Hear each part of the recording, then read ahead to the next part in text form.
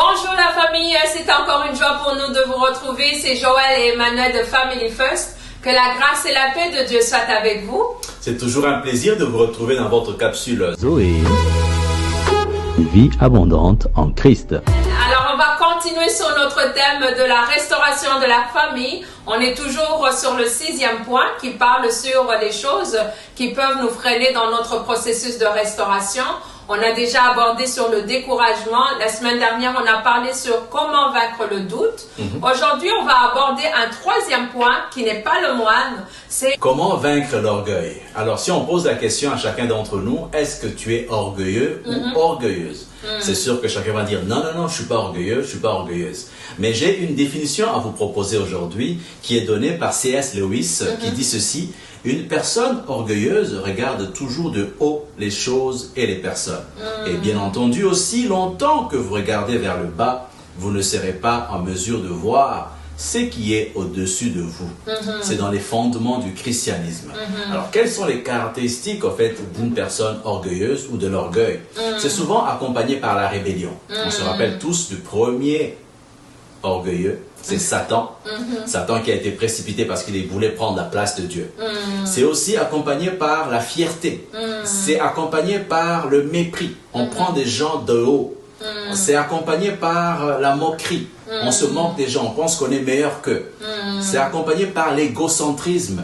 C'est le siècle de l'égocentrisme maintenant. Tout le monde veut prendre la place de l'autre. Tout le monde veut que tout revienne à lui. C'est le nombrilisme en fait en réalité.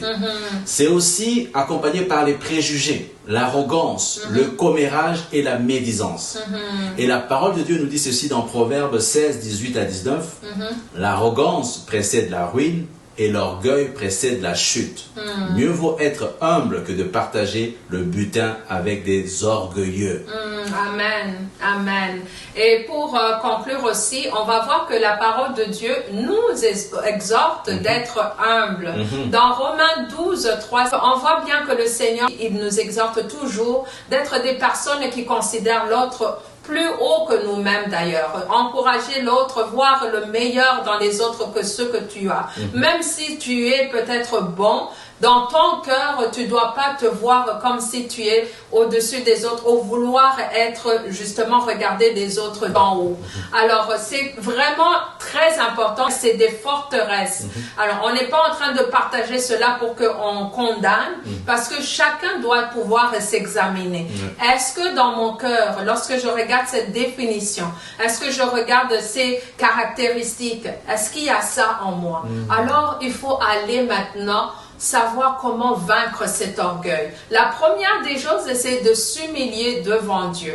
Dans Philippiens 2:3, ça nous dit, ne faites donc rien par esprit de rivalité ou par un vain désir de vous mettre en avant. Au contraire, par humilité, considérez les autres comme plus importants que vous-même. Ça veut dire qu'il y a toujours quelqu'un qui est plus intelligent, il y a toujours quelqu'un qui est plus belle, il y a toujours quelqu'un qui est plus habile, il y a toujours quelqu'un dans le monde qui est plus que nous-mêmes.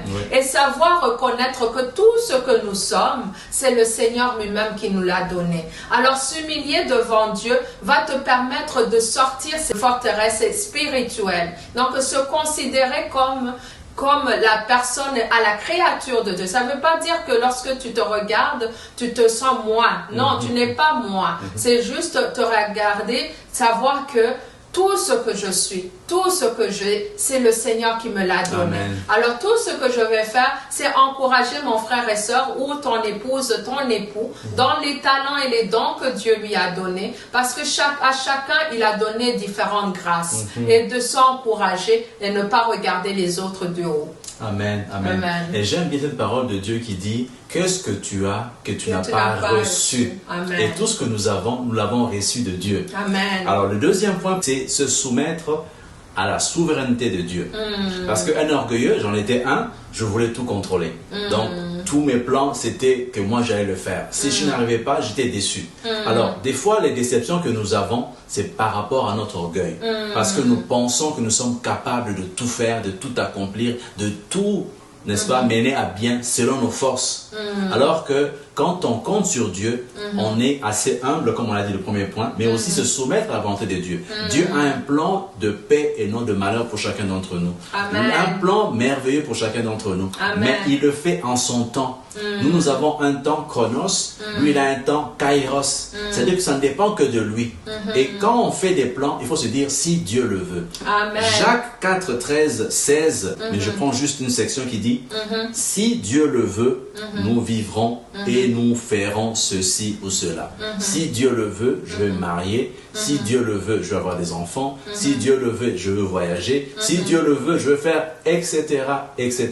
C'est dans sa volonté, ce n'est pas dans notre volonté. Amen. Combattre l'arrogance, c'est soumettre ta vie entre les mains de Dieu. Se dire, je ne suis au contrôle de rien dans ma vie. C'est lui le roi, c'est lui qui est sur le trône de ma vie. Et je n'ai pas à regarder les autres moins que moi-même ou bien plus que moi-même. C'est juste accepter qui tu es en Christ et vivre dans la paix. Qu'il n'y ait pas de rivalité, mais que nous puissions voir la grâce que chacun a reçue du Seigneur. Le Saint-Esprit continue à déraciner toutes ces forteresses, que nous puissions avoir une vie abondante en Christ. Soyez bénis, on vous aime et Jésus vous aime encore plus. Au revoir.